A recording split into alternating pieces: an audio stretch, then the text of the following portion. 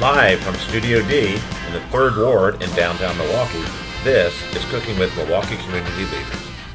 Hi, I'm Charlie, and today on Cooking with Milwaukee Community Leaders, my guest is Joe Poeschl. Joe? Charlie, good Morning. to see you. Good to see you. Joe is the executive director of the Milwaukee Tech Hub Coalition. You got it. Milwaukee Tech Hub Coalition. Joe's a 40 under 40 Milwaukee Business Journal honoree. He's also on the list of the 30 people shaping Milwaukee's future. So congratulations on those honors. Thank you, We'll start where we usually start at the beginning. So let's talk about your early years. So you were born and raised here in Milwaukee. Mm-hmm. You got it. So talk about your early years before heading off to college. Okay, before college, yeah. So born here in West Allis, West, and the name was a giveaway. It was, yeah. There's no East Allis here, I suppose. No. It would be in the middle of the lake. Yeah, it would.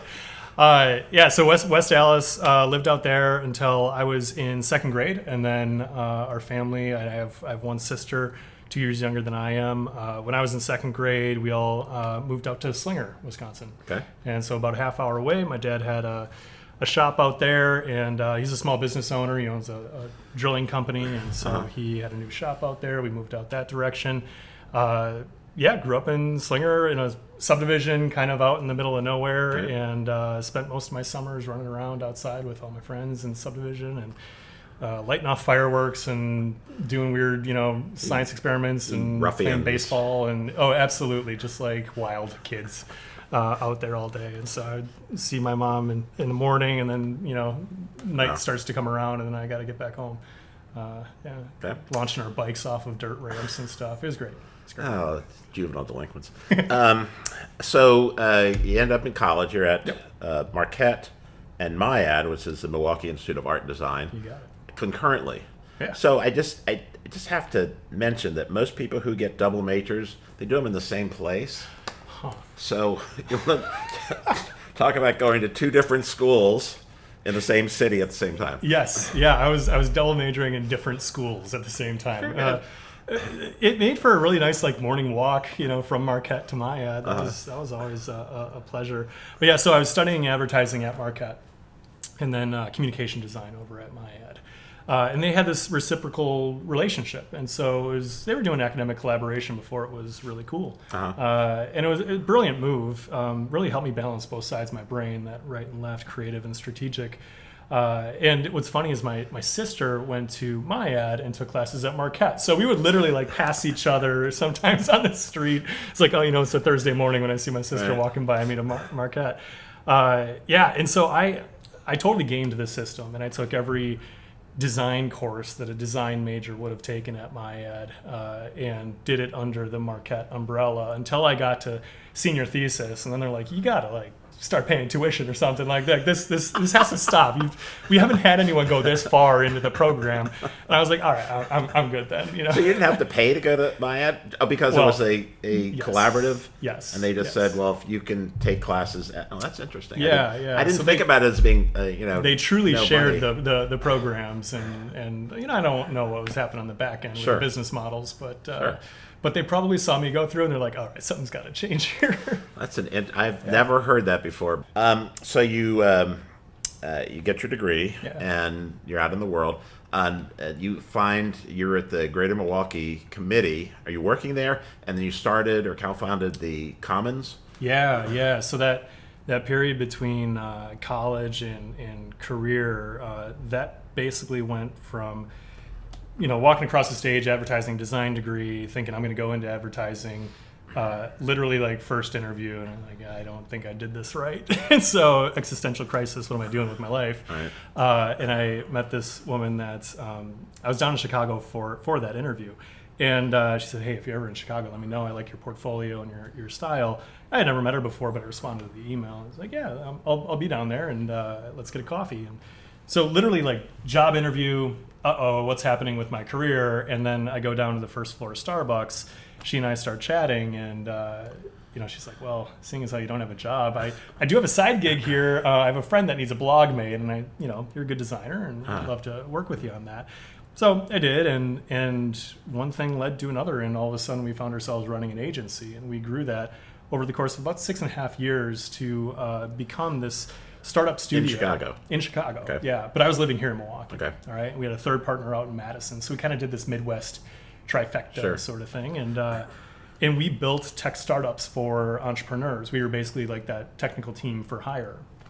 Had 13 senior level developers, designers. I was head of business strategy and user experience design. So I would help take that vision of the founder and translate it into something that we could build and our tech team would understand and our customers would understand and investors would understand. And we would help them raise money, build their product, all that sort of stuff. And meanwhile, I helped co-found Startup Milwaukee here because I wanted to honestly just stop driving down to Chicago so much to do networking and all that sort of stuff. I'm like, that can happen here too. So worked with a couple of great folks to build that organization up, which brought a lot of entrepreneurs and creatives and technologists together and met a couple of special people. And we saw this opportunity to really dive deep into the collegiate space and help college students get plugged into this entrepreneurial and innovation ecosystem here. That was, there was some momentum building. At both Marquette and MIAD, or just anywhere throughout the region? There are 24 colleges and universities partnered up on this thing. Okay. So the entire region, all of Southeast Wisconsin. Public, private, 2-year, 4-year, technical colleges, some boot camp sort of programs. Sure. We all went all in on this concept. And we called it the Commons, and it started off as just a weekend-long hackathon. In fact, just right down the street over here, the second floor above Collectivo, across the street at the PK Ware building, and then down the street at the Freshwater Sciences building. We took over and turned it into more or less an innovation campus over a weekend and had 143 students from 19 different schools show up. And maybe at first they were just in it for the t-shirts and burritos, but at a certain point they're like college kids, Yeah, I know. Free stuff. I know what I would show up for. But at a certain point I'm like, wait, you just drove in from Chicago or from Sheboygan like 3 days in a row? I'm like, yeah, this is great. I'm meeting new people. I'm learning new things. I'm getting to put my skills to the test. And we saw that there was something special and that students were willing to make that investment in themselves and their career path. So we really started to grow this organization, and the Commons became a thing, and we housed it under the Greater Milwaukee Committee. So almost like an incubator style, we were able to leverage their network and the infrastructure that they had and do it big and really invest in this and make it something special and unique for our community. And so it truly was like one of the larger academic collaborations across the country. It was something very standout. There were other similar entrepreneurial or innovation programs, but nothing really like this that was off campus. It was, very, very aggressively collaborative is what I would usually describe it as. And we had this full buy-in from leadership in our community. And so that really laid a strong foundation for us. And over the course of nearly a decade, we grew the organization year by year and extended it even beyond college students and got into the professional market to help corporate innovation teams, to help entrepreneurs, to help civic and social innovators. We had a great curriculum, an awesome facilitation methodology, and an incredible network that allowed us to really play and connect people. So that is a good segue into the Milwaukee Tech Hub Coalition. So you've been there for a couple of years. Yeah. And most recently were named as the executive director. So talk about the coalition and its place in the community and kind of things that are happening. Yeah. So at the end of 2023, we sunset the Commons, recognizing that we were all kind of ready for those new challenges. There were some amazing organizations and resources in town that we wanted to continue to see grow. And one of those that was immediately and always on my radar, because we had been partnered up with them since the inception, the Milwaukee Tech Hub Coalition. It is this cross-sector coalition of 140 plus different members, and these are the largest corporations in town, nonprofits, education institutions, small organizations, manufacturers, healthcare, pretty much every industry, and across our 7-county region. These are the folks that recognize that our tech-powered economy is the key to economic growth, and when we can help people upskill, when we can share the stories, when we can help businesses grow, there's a strong economic development driver in all of that. And so I saw the Milwaukee Tech Hub Coalition as as well aligned with my network, with my mindset, with my skills and experience, and I wanted to dive in even deeper. As you have heard, in the story so far, I did the 0 to 60 thing a couple of times in that entrepreneurial route. Yeah. I wanted to get into an organization that was already at 60 and help grow it to 100, right? So really start to accelerate. And the Milwaukee Tech Hub Coalition was exactly that. Okay. So it's a great organization, and it does span a wide swath of what you mentioned: large corporations, nonprofits, small entrepreneurs. This is Milwaukee Tech Month. Is it this month or was it last month? Wisconsin Tech Month. Wisconsin Tech Month. Okay. Yeah. And I'm assuming you guys are heavily involved in that. Yeah, it's a fantastic initiative. It really shines a spotlight on all the people and creates a platform for folks to get their events on the calendar, to make a concerted effort to grow that tech ecosystem, right. and to make it inclusive of Wisconsin as a whole. It starts to signal to people that this momentum that we're feeling, and it's a very real momentum here right. in our region.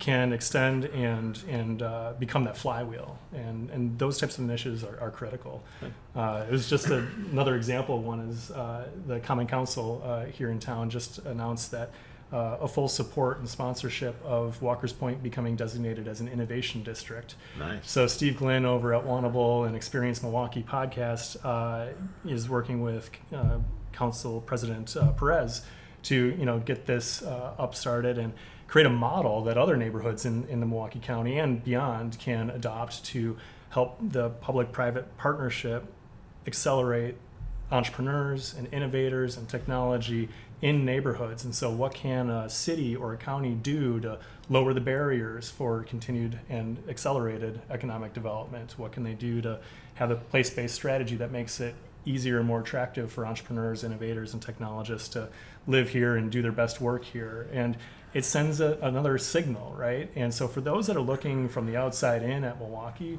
there's something happening, and these are the moments that we are seeing on a more regular basis now. And for the Milwaukee Tech Hub Coalition, that's where our one of our main priorities is to shine that spotlight on these types of opportunities and to let the rest of the country know there's something happening here in Milwaukee, and the Milwaukee tech ecosystem is growing and is ready for you. Okay. So you can see why he's on the list of 30 people shaping Milwaukee's future. I mean, it's, pretty much a no-brainer. So we call this Serious People with Serious Jobs Having a Little Fun. So we're going to have a little fun today. So I wanted to give you one of my aprons. So I understand we're having an interactive cooking experience today. So why don't you tell us what we're doing? We are. So, Charlie, anyone that knows me, I had mentioned it earlier when doing that common stuff, and now with the Milwaukee Tech Hub Coalition, everything that we do has to be interactive. It's got to be a little bit, hands-on innovation. It's got to be collaborative. And so I could think of no better example than a Poeschl family classic recipe. Every year we make a ton of cookies, and specifically in the Christmas holiday season, that's a go-to for us. And a decorated sugar cookie, there's nothing better. It's one of my favorite cookies. My wife and I, who's sitting right across the table, we make probably several hundred every single year. Nice. I just turned. And where do you live? Down in Bayview. Okay, good. Yeah, and I just turned 40 a couple driving down weeks to ago. Bayview for Christmas. Yeah, you're driving down to Bayview. Come on in. And, oh, hey, we got someone joining us at the door. That's my wife. Hey there. Hi there. I know your wife. So every year we make a ton of these decorated sugar cookies. And I grew up doing this in the Christmas season. My mom and dad and sister, we would always sit down around the table. I was always the one rolling out the cookies, doing the cutouts and getting them in the oven. My mom would always do the frosting, and my sister and dad would. My sister a little bit more willingly, my dad begrudgingly would help decorate the things, and we would have a nice family moment. There are a couple of traditions every year that go along with this. One is that someone has to be designated as ruining Christmas. More often than not, it'll be my sister or my mom in some weird way. One year it was absolutely my dad when we were cooling down the cookies, and he put them on top of the van in our garage. And then he went to go get Chinese food for dinner. You can imagine what happened. We had Slid off the back. several dozen cookies scattered along the highway. It was beautiful. So my dad ruined Christmas that year. we won't ruin Christmas today. Well, I think we've got a good... Speaking of Christmas, I have something for you. Oh my gosh. And I have my own. Appreciate this. You know, I walked in here and I was like, you got a hat? I got to put a hat on. I just got my well-coiffed hair all put together, and here we are. We're in hats. No, this feels appropriate. I love it. Right, we're making Christmas cookies today. So we've done some prep work. We have an audience that are going to be participating and decorating their own cookies. That's the hands-on part, right? That's right. That's the interactive hand part. That's part of the Milwaukee Tech Hub Coalition. So give us a minute to go back here. We're going to make the cookies and make the icing, and then we're going to make them all do it. We're going to encourage. We're going to make it. You're all making decorated sugar cookies. All right. Give us a minute. Be right back. All right. So we're here back in the cooking area. So Joe, go ahead and take it away. Charlie, okay, we're going to make some royal icing here. All right. Okay. This is the decoration of choice for my wife and I when we make these and distribute them to all of our friends and family. What's fun about royal icing is you can get real detailed with it. You can make fun designs, all of that. Growing up, when I was doing this with my family, we would usually do a different type of icing and put that down on the cookie and then do like the sprinkles sort of stuff, right? And so 2 different avenues.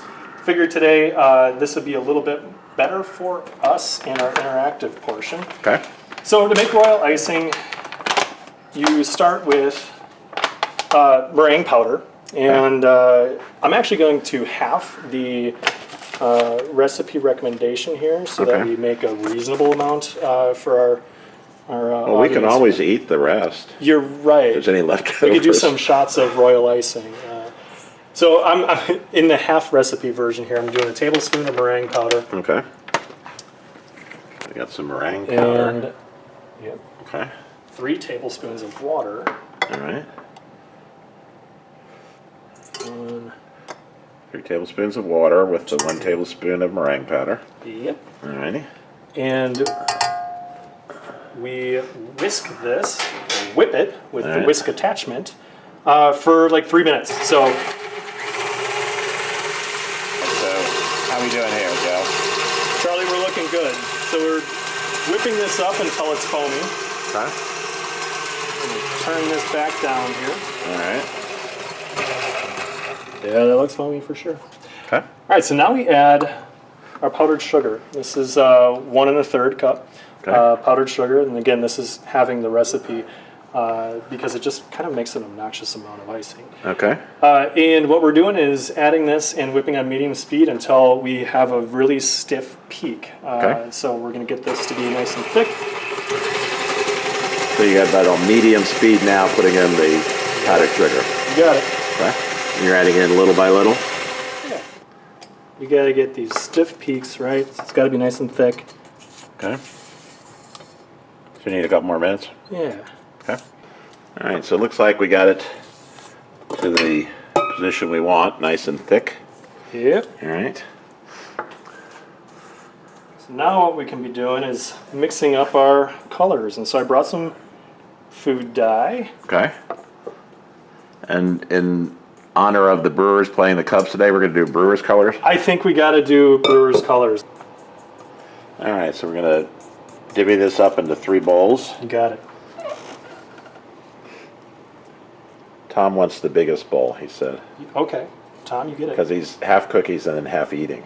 That's what I think he said. That's the real strategy. Yeah. You make enough so you can have some eat some while you're making the cookies. Yep. You make a couple bad ones. You maybe accidentally break a cookie. You got to eat that one. You got to get a tester in there. Yeah. All of a sudden, you've had 5 cookies in the course of the half hour that you're making this. Make some blue and gold. All right, so that's our... With yellow first. Okay. All right, so we got some yellow icing. Go like that. What we can do is get this into a piping bag.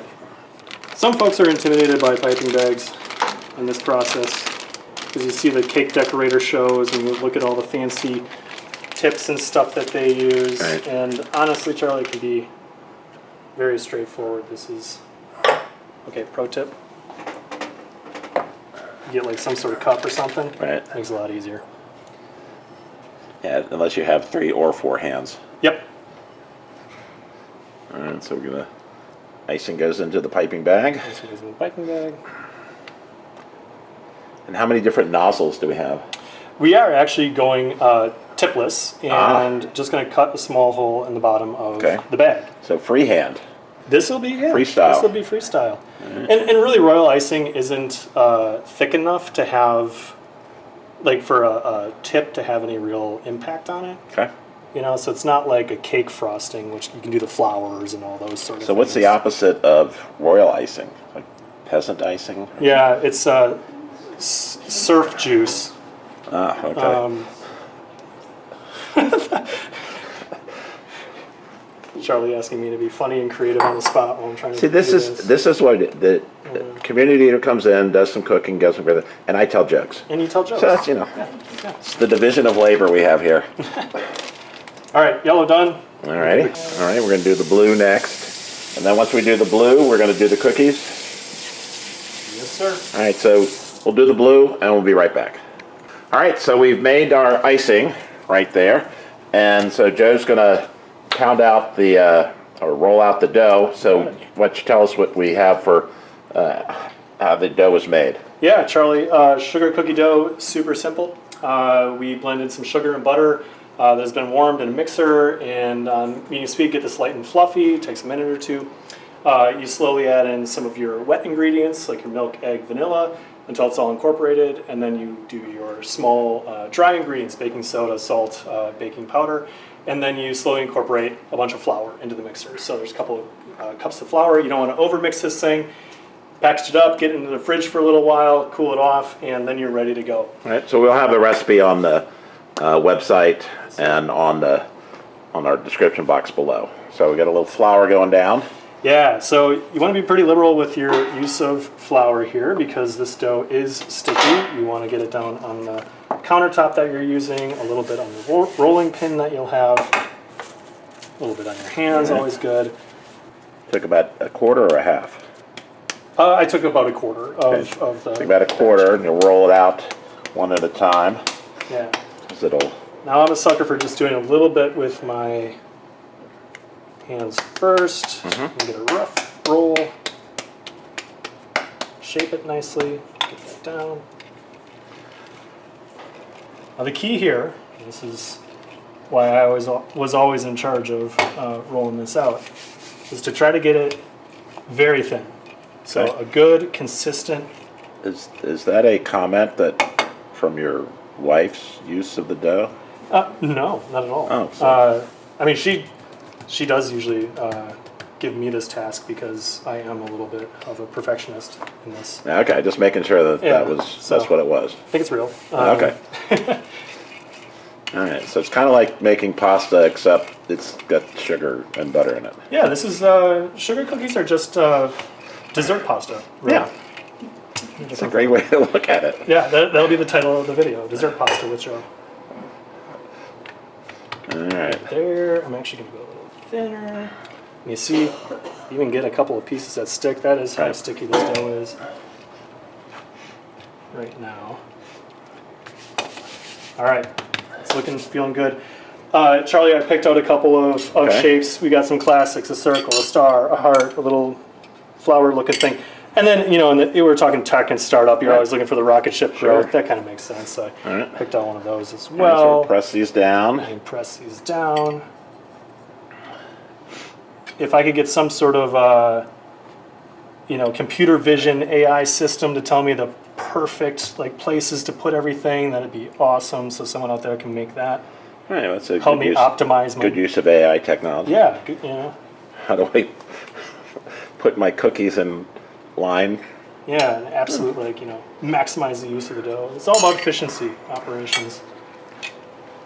And just so you know, Charlie, my wife and I, we go all out with all the different types of... Check that out. There's everything. There's our entire family hates this one, the duck, because its little stupid feet always crack off in the process. It's impossible. Anyway. Well, you should invent dough where the feet don't crack. Yeah. I'm inventing dough where the feet don't crack. Yeah. All right, so we take them off and we just put them on a pan here. Oven's preheated to 350. And how long will they bake in the oven? 8 to 10 minutes. All right. So it's a pretty quick bake. All right, so we're going to put these in the oven. We're going to bake them, and then when they come out, it's going to be cookie decorating time. All right, so give us a minute. Right back. All right. So we've got some on the cooling racks. Great. And we've got our icing. So Joe, you were saying you have some implements here. Yes. So Charlie, I got a couple of tips for everybody here. We've got our cookies cooled. You see they're looking pretty nice. Light brown, browning on the edges, and they're ready to go. Now, pro tip, you want to frost the bottom side of these cookies. This is the more visually appealing side. Right. This is not so much, and it's flatter. So this is the best surface to frost. So that's my first tip for you. As we are going to be using our piping bags to go around, you'll find that there will be a couple of little gaps. You can use these little picks to kind of swirl around and fill in these gaps, and royal icing will do its job and it'll flow a little bit and fill in the gaps nicely. If you so choose, you can also kind of tap, tap, tap, tap, tap, and it'll do its thing as well and settle. We do have a couple of sprinkles here, so if anyone wants to dabble in the sugars, we can do that. So extra sugar with the sugar cookies and the sugar icing. Why not? Okay, Why not? good. Yes. Actually, there's not a lot of sugar in the cookies themselves. They're a little bit more of a floury taste. Okay. A touch of sugar, even though they are called sugar cookies. This is the fun, hands-on, experimental innovation part of the exercise here, and so our participants are going to grab some cookies, and we're going to decorate a little bit. Tom, put your hat on. Put on the hat, Tom. We're making Christmas cookies. You gotta. Oh, there you go. Look at that. All right. So let's let you guys go ahead and start on decorating. We'll take a look over your shoulder. Make sure you're doing it right. Tom, do you want me to grab you a cookie? I washed my hands. The rocket ship. Do you do the rocket ship? Rocket ship? Okay. Yes. Here you go. Clean hands. Tip number 1, turn it over.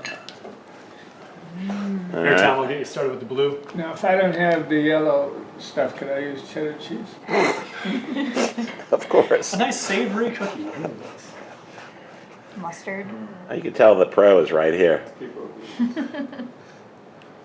the lot textbooks of should come up cookies. with some kind of a trigger to put this bag in. So we're doing brewer's colors So and something I never knew, had never heard, you decorate the bottom for a variety of reasons. Okay. Makes sense. All right, so we're gonna let everybody do their little decorating, and then we'll get everything ready, and then we'll sit down and eat what we've made. So we'll be right back.